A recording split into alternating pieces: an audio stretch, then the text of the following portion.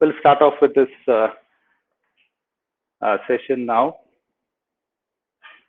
First of all, it will be mostly an interactive session, hopefully. I'm trying to see all the messages in between. So please keep suggestions and whatever you have to ask, please keep them coming. We'll try and sort it out as and when we go by. So welcome to all once again. It will be a short primer on basic DXing.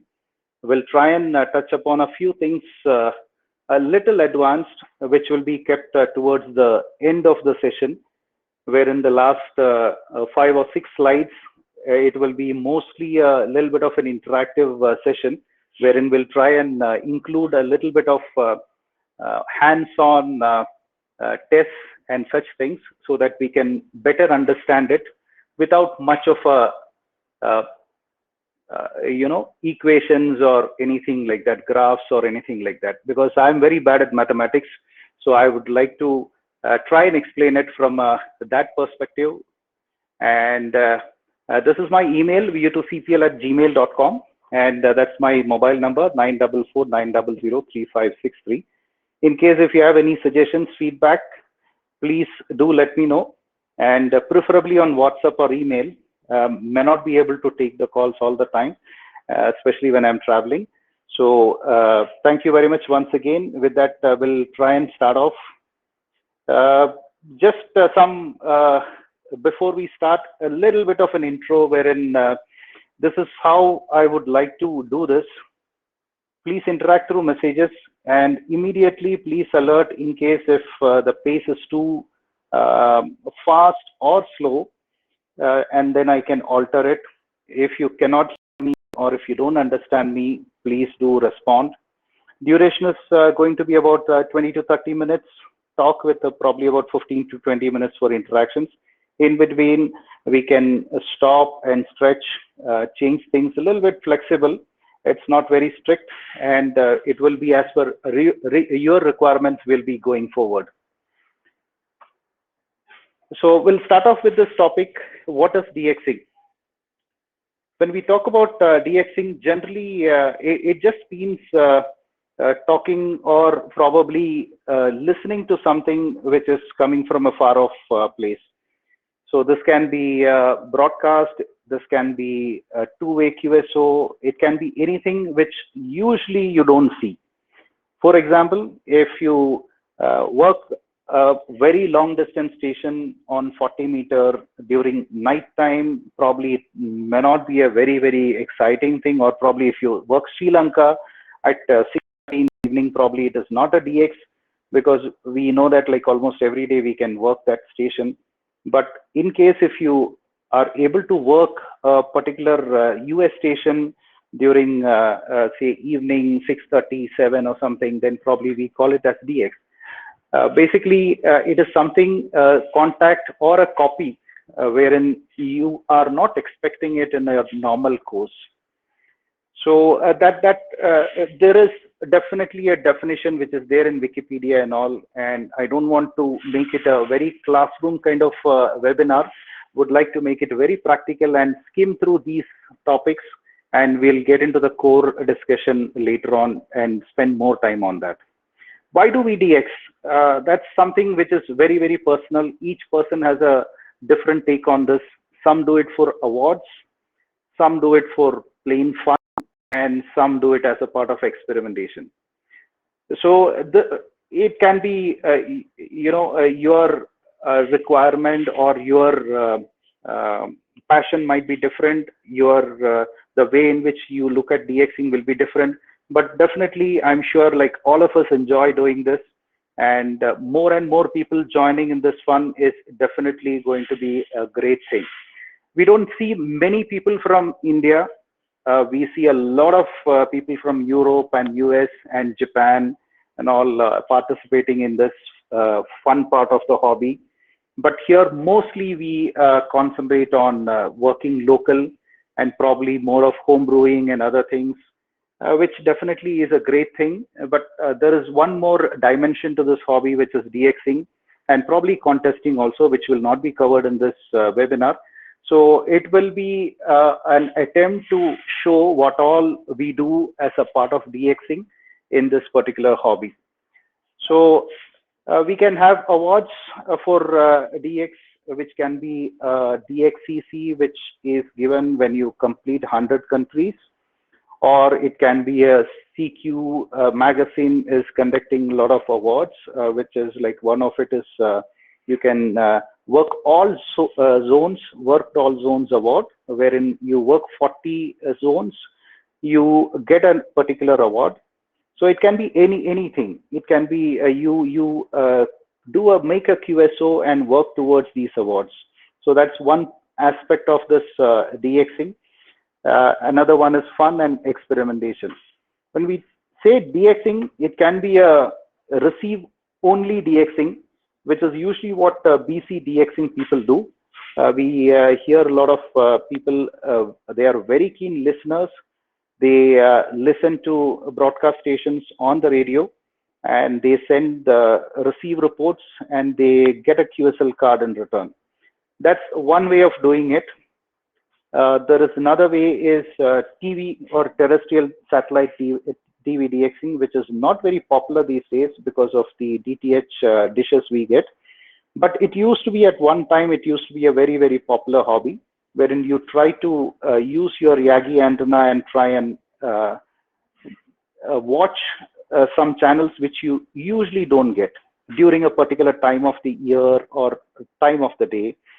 You tune into very, very far stations. That was another way of doing DXing those days. Or it can be on our two-way radio, which is like what we'll be concentrating mostly on. DXing for a ham radio operator, when it comes to DXing, the term, it means a QSO with distant stations, as we said.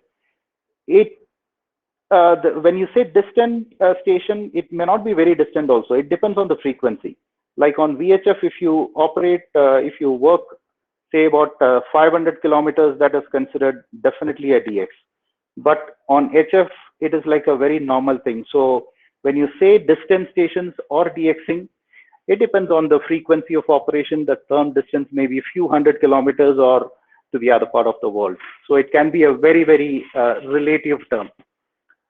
Now, we'll come to where to DX. In fact, we have the whole spectrum open to us. For listening, we don't need a license anymore. For transmitting, yes, we need a license. And for that, we have been given a specific band. And these bands are allotted to us, and we can use any of these bands. It can be HF, it can be VHF, as I mentioned earlier. Definitely, there are people doing a lot of VHF DXing with good antennas and trying to contact very far away repeaters. And we'll be concentrating mostly on HF DXing in this presentation. And we'll touch upon the low band DXing part also towards the end. So you can work DX on pretty much every single band which is allotted to ham radio. It can be on 40 meters, it can be on 80, 160, or on the higher bands, 20 meter onwards up to 6 meters, or it can be on VHF. Now, when it comes to how, that opens up different options. You can be a shortwave listener. You can do BC DXing, which is listening to broadcast stations. The next step is probably to use a small QRP for a beacon for the whisper. Whisper is nothing but a weak signal propagation reporter network. It's basically a very, very low power transmitter, which is usually unattended, but you will be, of course, in the station. And it keeps transmitting at a very low power periodically. When I say very low power, it is usually at the order of milliwatts, tens or hundreds of milliwatt. The maximum power you can transmit on whisper is 5 watts. And that is considered a lot of power on whisper. So it's a weak signal mode and will go to details of Whisper in one of the slides, or probably we can just jump into that. So to make sure that we understand what is each of these things we discuss, we'll straight away go to the whisper.net, which is the website, which I hope you can see on the screen.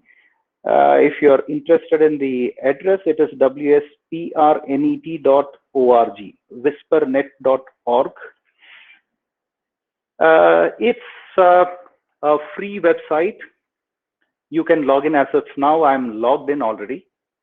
It gives you a lot of details about who are all online, and it gives you the frequencies on which Whisper is operated.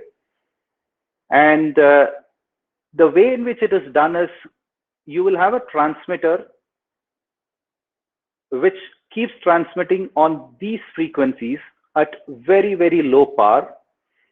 And there are a series of receivers world over which tries to receive on these same frequencies.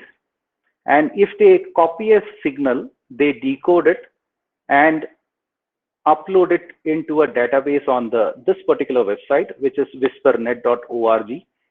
So you have a QRP or a QRPP transmitter which keeps transmitting, and you have to come on to this website, click on the database, and try and see if you are being copied. So I've put my call sign here, VO2CPL, and the selections are, I've put it as all. I'll probably use about 50 spots maximum. If I need to see if a particular station is copying me, I can put it here, which means it will be limited to a particular station, whether that particular station has copied me or not. I'll leave it blank.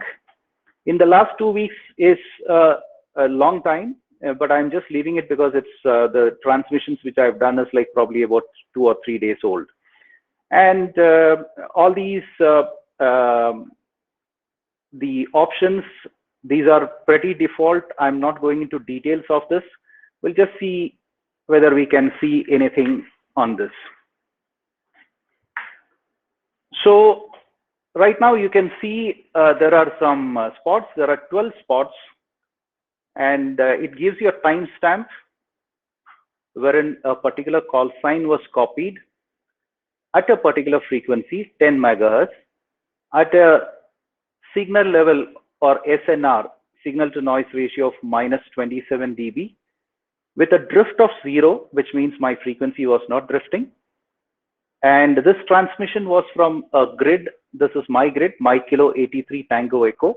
So this particular information and the power is the transmission which is made. The transmission is encoded so that it sends the call sign, the grid locator, and the power.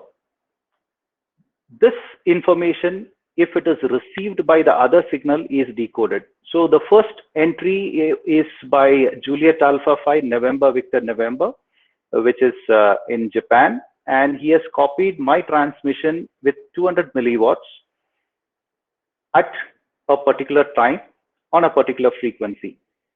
And the distance to the station is 6,144 kilometers.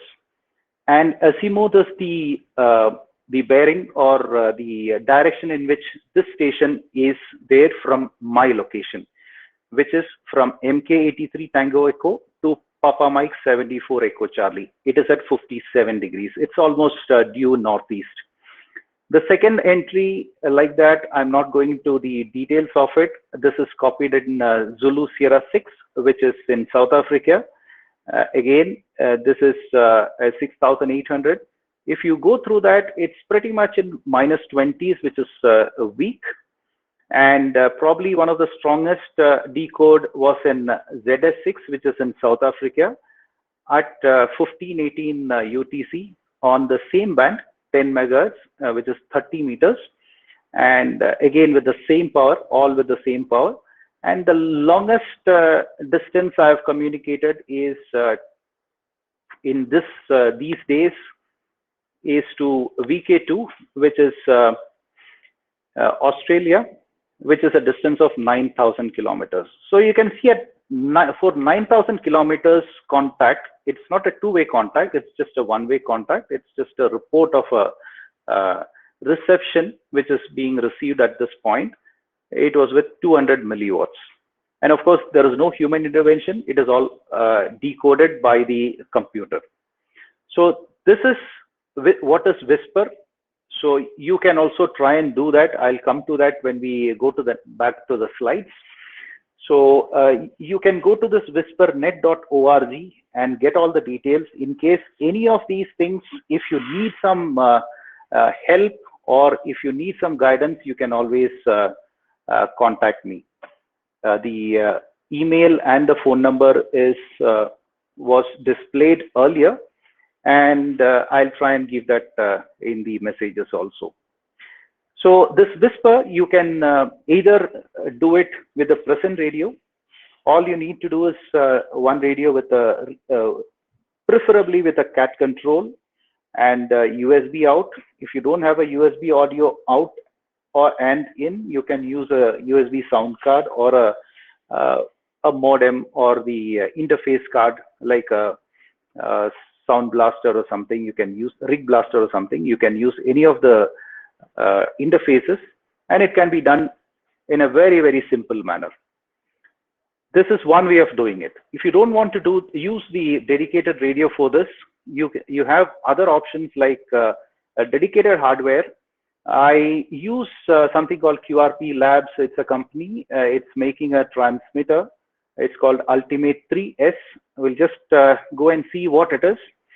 You can go to qrp-labs.com and they have a Ultimate 3S QRSS and Whisper kit. This is for the slow CW. It does about 3 or 4 modes. It can do slow signal modes transmitter, QRSS, FSK CW, DFCW. It can do a Whisper. It can do HEL. It can do the CW and FSK modulations. And it gives you about 150 milliwatt power output as standard. Mine was measured at around 200 milliwatt. So I use 200 milliwatt as my transmitted power, which is being shown in my decoded messages. So you can visit this website. You have a version which is a very plain one with only the boards, or if you want a full-fledged boxed kit, you can buy that, and that costs about $130. This can be used with a good quality GPS receiver, and this ensures frequency stability and timekeeping, so which are essential for this particular transmission. So QRP Labs, it's famous for other modules also, like a QCX transceiver and the long-awaited QSX transceiver also. QCX, I'm using one of those QCX transceivers. It's a very good option for QRP transmitters and transceivers, which works only on CW. Going back to our slides, you can use this dedicated hardware if you want. What does this do? Whisper, it actually gives you a lot of details about, it unravels unknown propagation paths. Like right now we have seen, we had a good path on 30 meter towards Australia, South Africa and all around 17 UTC, which is some information you can use in case if you want to operate or have a QSO with somebody from that side. It can also give you a lot of answers to the frequently asked questions like when will a particular band open? What frequencies are open right now? These kind of questions. It can be answered with Whisper. So this is one of the options you can use, which is Whisper. You can use a normal homebrew transceiver. It can be a microbitex, QCX, RM96, whatever you have. It's actually not a very, very must that you should have the state-of-the-art transceiver and the best of the antennas to do DXing. Maybe your mileage might vary, the distance to which you will talk to, or probably the noise levels or the receiver, the signals what you copy and all probably might be difficult, a little bit difficult and all, but definitely you can use any of these transceivers. If you have a transceiver, I'm sure a very basic transceiver, an ICOM 718 or old Yasu FT77 or whatever you have, it is good enough. You can start using that particular transceiver and then you can experiment. I'll give you a few pointers and tips as we go on, which can be used or probably practiced so that you will get better success rate when you are trying to do DXing. Modes, I think, like, nowadays almost everybody uses SSB or FT8. CW, I don't see much, but it's definitely one of the most exciting modes. FT8, there is quite a lot of stations around, one of the most popular modes right now. And SSB, of course, is like just probably you can just take your mic and talk. And it doesn't matter which mode. But between these modes, if you are looking for a QSO as a starter, I would say FT8 is a very good mode to start off with, because the learning curve, if you actually look at it, like, it's very easy to understand. And probably as you go along, you might become a little bored with that mode, because there is only a signal report which is being exchanged and a call sign, so nothing more. So there is no conversation which can happen on this mode. So probably it may not be a cup of tea. So probably in that case, you can probably try CW or SSB, wherein you can probably talk or have a conversation going either on CW or SSB. So these are the hows of DXing, how a particular thing can be done. And we have seen Whisper already. Now about your existing radio. Most of us, I'm assuming that most of us have one operating HF radio at home, or probably VHF. VHF, I'm not going into detail about DXing on VHF, because this will be mostly about HF DXing. So I'm assuming that a particular radio is there with you. It can be any brand, any make, or it can be home brewed as well. Commercial, SDR, tube type, any type of radio. You don't need the best, or you don't need the most expensive transceiver. What is required is a very good antenna. When I say good antenna, I will again moderate it to a level where I would call it as the best you can deploy within your limitations. Because I know, like, everyone cannot put up a full length antenna for whatever band you want. So whatever best you can do within your budget, within your premises, that will be the best antenna you can use. And you can compensate for the length of the antenna and the quality of the transceiver, everything with a good operating practice. So we'll come to that a little while later, how we can improve our operating practices, or what is considered good operating practices. So when I say this good operating practices, we generally say substitute skill for money.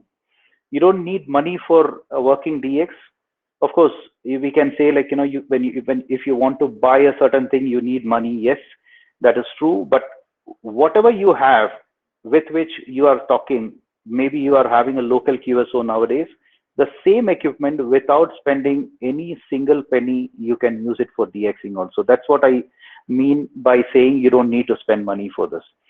Substitute your skill, improve your operating practices or your skills so that you don't need to spend a lot of money. By spending money, you will not be able to achieve anything. And I'm sure, like many of us like photography, you can have the best camera in the world, but it depends on how good you are as a photographer, and that governs the kind of photos you take. You can be having the cheapest camera with you, but if you have good skills and understand lighting and everything, you'll be able to take amazing pictures. So the same thing applies here. You don't need the best radio and the best antenna in the world to operate DX or even local QSOs. So good operating practices, again, are developed only by operating. So if you have a radio, if you have a decent antenna which works, you are having everything which is needed to start off DXing. So let's go into, I was telling about good operating practices. So let's go a little deeper into what is considered a good operating practice. First of all, I'm sure, like, when we learned the ham radio, the theory and all, like, the regulations, it always mentioned listen before you talk. That's one of the first rules we hear everywhere. This one also, here also, it applies. Listen, and then listen some more. For listening, again, you don't need the best and the matching antenna for this. Suppose you're regular on 40 meters, you check into all the nets, you operate from 7 o'clock in the morning to 8 o'clock, 8:30 in the morning, and after that you switch off the radio and keep it. Why don't you switch on the radio onto 20 meters with your same 40-meter antenna? Try and tune around a little bit. Maybe you will hear something. So you will understand if 20 meters, there is some activity on 20 meters, or even on 15 or any other band. Try and listen on other bands, which will give you some idea of whether there is anything happening on the other bands.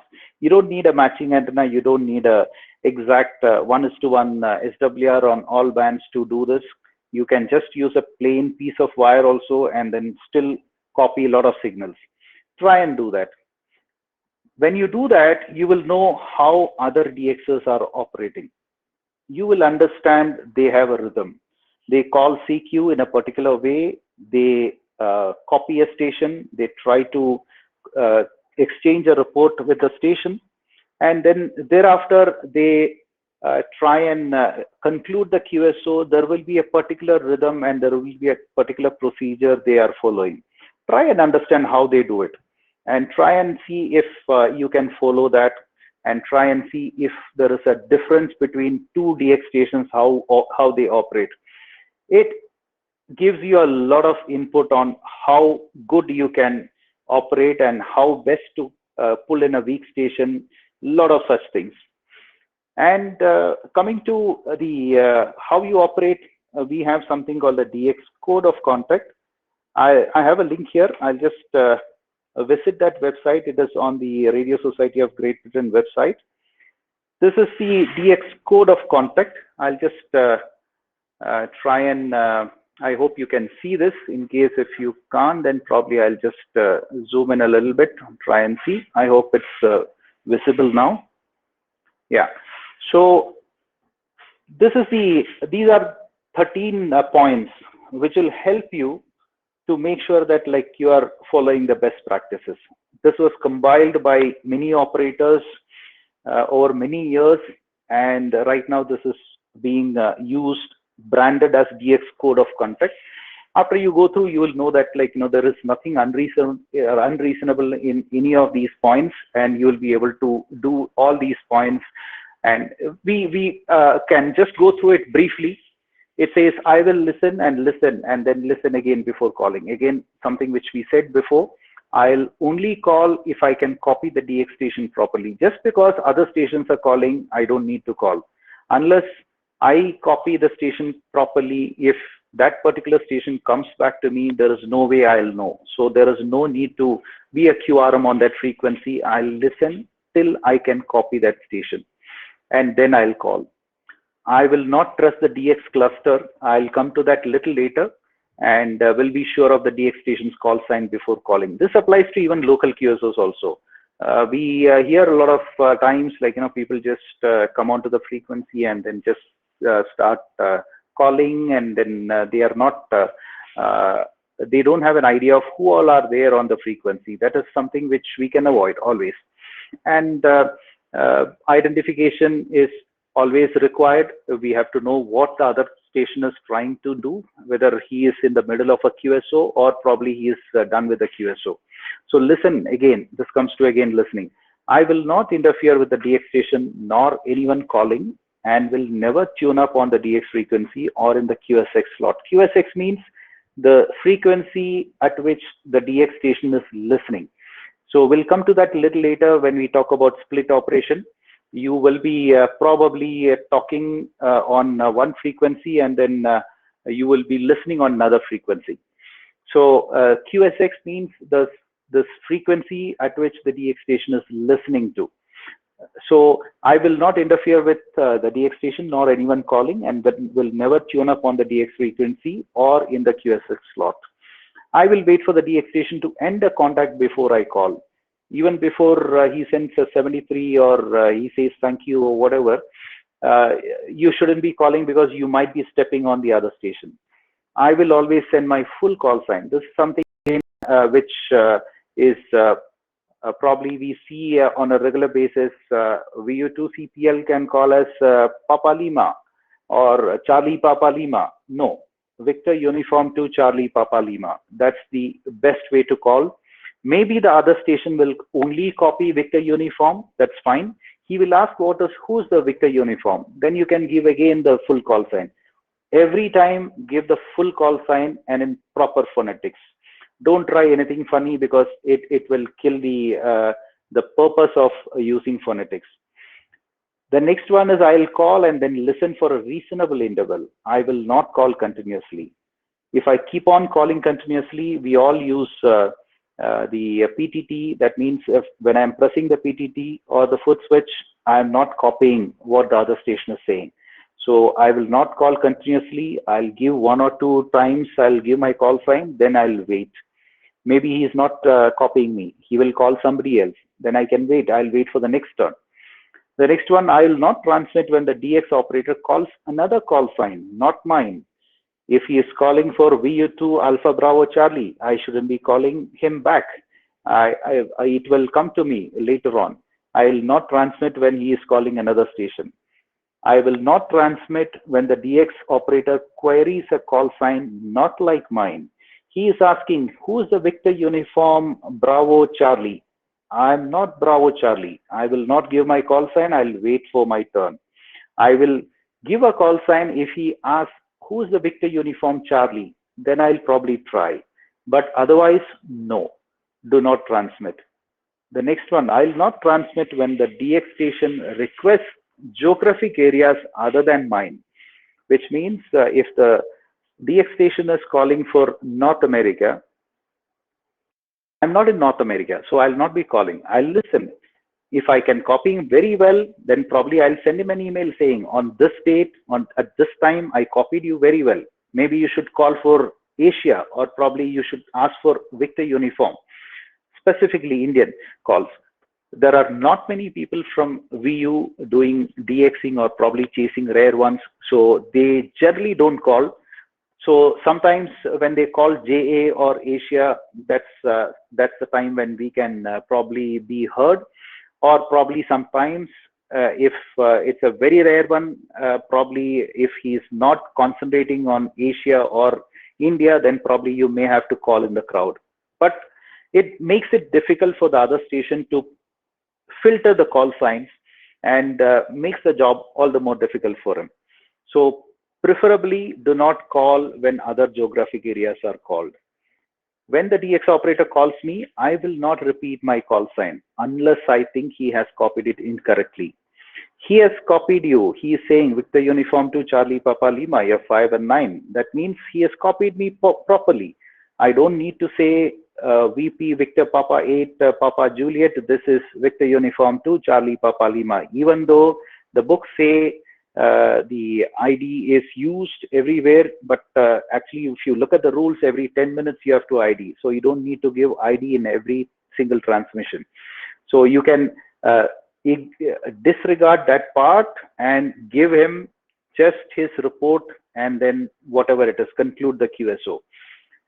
If you call him, why this is said is that I'll give you an example wherein a rare DX station copied you correctly. Victor Uniform 2 Charlie Papa Lima. Okay, you are 5 and 9.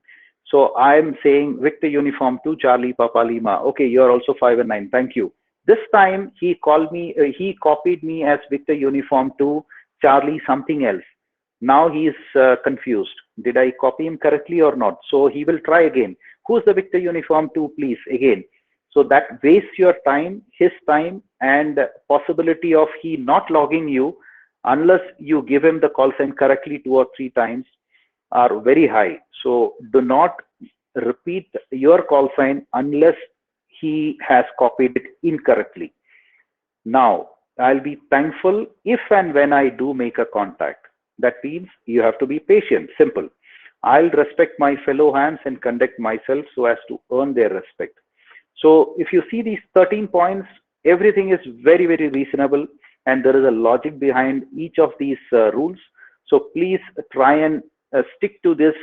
You can go through this like whenever you are free. It is available. You can just look for DX code of contact, and you will be able to get almost on every DXing website. You will see the same thing, and you can go through it. There may be a slight variations for each particular area, because this is not an official version of a DX code of contact. It is just a list of operating tips, I would say, which other person is expecting or the other station is expecting you to follow. Coming back to the slide, let's see. There are different ways of operating, especially if it's a rare DX. Usually, they don't operate on the same frequency. They don't listen on the same frequency. That is because there will be many, many stations calling them on their frequency if they do that. And it will be a total chaos. So let's see how a split operation is done. This is a screenshot from SDR. You can see one rare station is there. It's a rare DX. So he is transmitting on 7023.279. It's on Charlie Willie, CW, and 40 meter. And he is working with a split frequency wherein he is receiving probably about 1 kc up. So there are some default figures which you can see. On CW, when the DX station says he is listening up, that means he is listening up 1 kc or above. It can be 2 kc, 2.5, 3.5. It can be anything from 1 kc to probably I have worked stations working wide split as much as 10 kc. So you have to try and see where the particular station is working, the other station, where this particular station is giving a 599 report now. That means the DX is copying this station now, and probably if I call somewhere close by, he might hear me. So probably I'll try that. And there, as I said, there will be a rhythm wherein the DX station or the other station is operating, wherein he might be slowly going up. Every transmission or every over he is listening, probably every QSO he is listening maybe 100 hertz up. So he will keep on increasing the receive frequency till he reaches probably about 5 or 10 kc, and then he keeps coming down. And if you look at the waterfall, if you have a waterfall, you will be able to figure out like where this particular station is listening. If you don't have a waterfall, I'm sure you will have a split function on your radio. You can switch on that, and there will be a function to listen to the other VFO. VFO A and B will be there. You will be receiving on VFO A, and you will be transmitting on VFO B. So you can listen to your transmit frequency wherein this particular station is listening, and then you can decide on where you have to call. So this is a little bit difficult compared to a straight single frequency transmitting and receiving, but that's the fun. You can see how many stations are calling at the same time, and he will very methodically start from one frequency and then probably go up, or probably every few minutes he will probably just jump his frequency or something. So he will get into a rhythm, and each operator will have a different way of operating. So you can listen to them and try and figure out where he is operating and then try and work that. This is called split operation. CW 1 kc is considered the usual default value. For single sideband, it will be at least 5 kc up.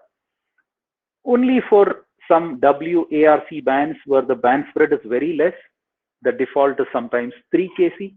You can try that. Usually it is 5 kc up for SSB. For RTTY, I've seen mostly it is like about 1.5 kc or more. And FT8 generally by default is you use split frequency always for transmitting. So that's about the split operation. This is one of the good ways to split the pileup. When I say pileup, it just means a huge number of stations calling a particular DX. That's called a pileup. He can be working split, or he can be working by numbers. That's another technique wherein a particular station will say, okay, I have a lot of stations calling me and I can't make out anything from that. So I'll start from 0. Any call sign with number 0, please make a call now. So only the zeros will call. So United Alpha 0 Charlie Charlie, he will call. Okay, he is copied. He gets a report. His QSO is done. It is, you will be reducing the number of callers by almost, you can say, you will be like handling just probably 10% or 20% of the number of stations calling at that time. This is provided everyone listens and understands that this particular station is working by numbers and my turn is not come. If you do that, then you'll be reducing the number of stations calling. If you don't, then probably you will be increasing the pileup. So that's why I said, like, listen, and listen some more. Try and understand what he is trying to do. And when it comes to number 2, I'll wait till that time and then I'll give him my call sign. And the possibility of me making a QSO is high, but usually this is not considered a very good practice, because the propagation, when I say, like, we'll come to that in detail a little later, propagation keeps changing, and you might deny a possibility of a QSO to someone just because you are working by numbers. So it may not be the best practice, but it is definitely one of the practices being used by people working DX. And when I say all this is, you are assuming that you are trying to work a station which is calling CQ, you are going and answering them. And this particular station can be working by areas. As I said, like, he can be calling only JA, only Asia, or only Europe, or only Africa. There is a reason why this is being done. This is not to try and separate, or probably there is absolutely no bad intentions behind this. It is very simple fact that particular stations might be having a very bad path, wherein it is extremely rare to have a QSO with that particular area from this particular location. So if I'm calling specifically for a particular area, that means probably the others should wait for me to finish. The window or the time during which the transmissions may be heard by that particular area is very, very less. So we are trying to maximize the possibility of a QSO for people from that area by asking for a particular area. So listen to the operator, follow the instructions. The fact is, as much as you want to work them, they want to work you too, because he has started calling CQ because he wants to fill his logbook. He wants to work a lot of stations and he would want to work you. The only thing is, if everybody follows a particular procedure and rule, the possibility of everyone making a QSO is very high. So it's better to listen, understand whether he is operating on the same frequency or whether he is split, he is working by numbers, areas, or any other technique, what he is doing. Listen to him and follow what he says. And when it is a rare station, don't expect a RAG2 session with a rare entity. He will probably, the maximum he will say is your call sign, a report, which is always a 5 and 9, and thank you. This 5 and 9, I think the reason why this 5-9 has come is because if he has copied you completely, the minimum required is a call sign exchange and a signal strength exchange, RST exchange, report exchange. That constitutes a QSO. So he is trying to save his time. He is not going to look at the S meter or whatever it is and trying to say that, okay, you're 5, 6 to 7. It doesn't matter. He has copied you completely. He has copied you correctly. That means it's a 5 and 9 and move on. And there will be no time wasted in saying you have the first over when you transmitted, I could copy you well. The second over was bad. No, nothing like that. Just the call sign and the RST is what you can expect. Now, this particular point was assuming that you are working a station, trying to work a station which was calling CQ. Now, if nobody is there calling CQ, then the band will be completely dead. Nobody will be there. So the most important thing is that you have to have that willingness to call CQ. Unless somebody calls CQ, nobody will be there on the band. Everybody will be listening, tuning, but no QSOs will happen. So you have to call CQ, otherwise you will never be able to work a DX. You don't have to feel inadequate, feeling that like probably you have an issue with the antenna or something, maybe you will not be heard. Fine, it doesn't matter. You have to call CQ, try and see if somebody is hearing you. If somebody comes up, it's fine. Otherwise, you can call CQ for some time and then you can probably just sign off. That's fine. And later on, I'll come to some examples of how you can call CQ very effectively. That is, whether you're being heard by someone or not, you can always like cross check. We'll come to that. So call CQ as much as possible. If nobody is calling CQ, there are no QSOs. Nobody will listen, and everybody is listening. Nobody will transmit, and there are no QSOs happening. So call CQ if you are not able to hear anyone. The next is the choice of modes. As I said, like you can use any of the modes: SSB, CW, data, depending on your comfort level. Try and improve your operating skills, learn new modes. You can do that. If you're a regular SSP operator, maybe you can try CW sometimes. And probably if you're not very used to working on data, probably you can try that once. Because all these different modes, there will be something new to learn always. So try and change the mode sometimes. Try and learn a new mode or something. Try and learn CW if you don't have CW skills. Maybe you can try and increase your speed. Maybe you can try and see if you can copy better. So you have to constantly experiment and try and improve your operating skills. So choice of modes, it can be anything. Whatever mode works for you, please use that. Now that we have come to some operating tips, we'll just see we have made a QSO. Next comes a QSL, which is probably something which is like being told by many. I was told by many that like VU hams are very bad QSL. QSLers basically. So you have a QSO, no QSL. How can we solve this? They say final courtesy of a QSO is a QSL. So you don't need a printed card nowadays because everything has become electronic. So you can see you can print a card. That is one option. There are other options available nowadays. You can have the card. You can send it direct or via bureau, which is a slightly cheaper option. Or you can use LOTW, which is Logbook of the World, for which you don't need to do anything. You just need to log your QSO and upload it to the ARRL server through a particular software called TQSL. We'll just see the website briefly, lotw.arrl.org. You can link your logging software if you are using one, and you can upload your QSOs after all the due process of signing up. Its step-by-step instructions are available on this website. You have to register yourself. Then after that, you have to generate a call sign certificate.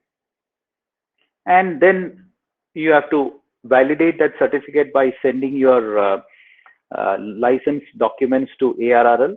You can do verification here in Bangalore. In case if you're in Bangalore, you can go personally to Prasad, VU to Papa Tango Tango. He's a ARRL DXCC card checker, and he can verify your documents. He is also a card checkpoint for CQ awards also. So you can look up VU2 PTT on the QRZ. You will get the details. You can contact him, and he will guide you as to how we can do LOTW registration.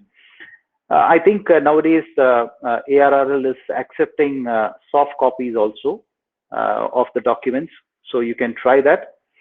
And once the registration process is done, in fact, this particular LOTW itself is probably a topic of one webinar, so I'll not go into details of this, but basically this is one electronic QSL exchange program. And once you have a lot of QSLs, probably you can apply for an award also through the same portal, and details are available. So different awards are there, 100 countries, maybe that's the DXCC program. You can have a VOCC, worked all states or worked all zones, work prefixes, whatever. There are different awards constituted in this.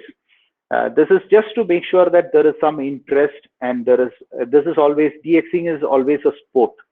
So unless you have some particular targets, there is no interest in sport. So definitely, it's like a competition, very healthy competition, wherein you are trying to see how many countries I can work, how many more I can work, different modes, different bands, and probably fill in a lot of slots.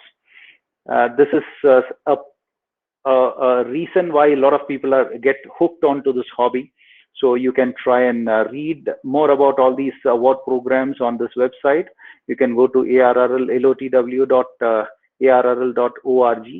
and then start off the process. Coming back to the other QSL option, which is eQSL. This is a Europe-based. Most of the Europeans I've seen, they log into this eQSL.cc, which is the electronic QSL card sender. You can log in, and then you can again upload your QSOs, and you will get a electronic confirmation online.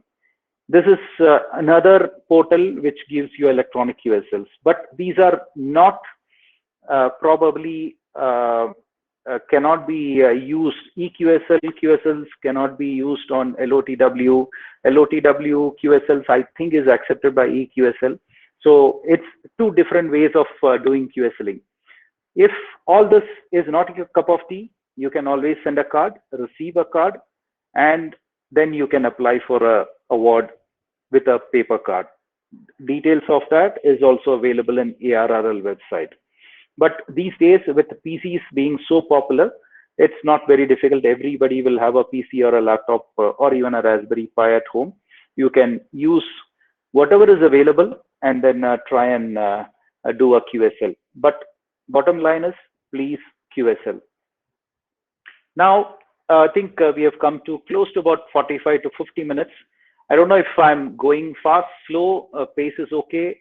Any comments, anything? I have not seen any comments. I hope I'm being heard and you are able to understand what I'm trying to say. So yes, BCDXnet, yes, I can. Okay, in between RK has said the voice is breaking. Maybe I didn't see that. I'm sorry. So 1942. Okay, hopefully we have not missed out much. And okay, high bands and low bands, we are just coming on to that. Can chat on JS call? Yes, it's not a very popular mode, so JS8 call. So that's why it was not mentioned in detail. And